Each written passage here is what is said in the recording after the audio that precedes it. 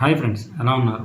ఈరోజు వీడియోలో మనం వాషింగ్ మిషన్లో పవర్ లేకుండా బట్టలు ఎలా నానబెట్టాలో తెలుసుకుందాం. ముందుగా మా ఛానల్ కొత్తగా చూస్తున్నారైతే సబ్స్క్రైబ్ చేయండి. మరిన్ని మంచి వీడియోస్ కోసం పక్కన ఉన్న బెల్ ఐకాన్ని ప్రెస్ చేయండి. ఇదిగో వాషింగ్ మిషన్లో బట్టలు వేసుకోండి.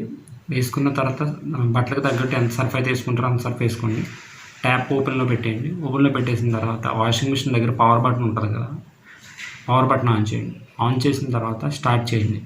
స్టార్ట్ చేస్తే ఏమవుతుందంటే ఒక్కసారి మిషన్ అనేది తిరిగి ఆ లెవెల్కి తగ్గట్టు వాటర్ అనేది అంతా కూడా ఫిలప్ అయిపోతుంది కదా. మీరు ఫిలప్ అయ్యే వరకు కూడా దగ్గరుండి చూసుకోండి. ఫిలప్ అయిన తర్వాత పవర్ బటన్ అనేది ఆఫ్ చేసేయండి. ఆఫ్ చేసేసి ఇలా మీకు ఎంత టైం అయితే కావాలో అంత టైం అనేది వాషింగ్ మిషన్లో నానబెట్టేసుకొని ఆ తర్వాత మళ్ళీ మీరు పవర్ ఆన్ చేసి స్టార్ట్ చేస్తే ఆటోమేటిక్గా నార్మల్ వాష్ అనేది జరిగిపోతుంది. మీరు ఇలా చేయటం వల్ల ఏంటంటే బట్టలు ఎక్కువసేపు నాని మురికి అనేది శుభ్రంగా పోవడం ఇటువంటివి జరుగుతుంది.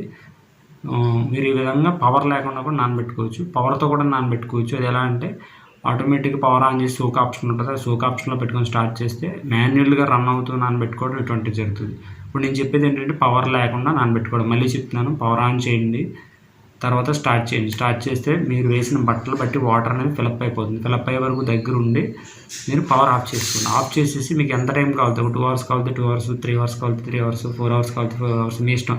ఎంత టైం అయితే కావాలో అంత టైం అనేది నానబెట్టుకొని తర్వాత మీరు స్టార్ట్ చేసుకోండి. ఈ విధంగా మీరు బట్టలను వాషింగ్ మిషన్లో నానబెట్టుకోవచ్చు.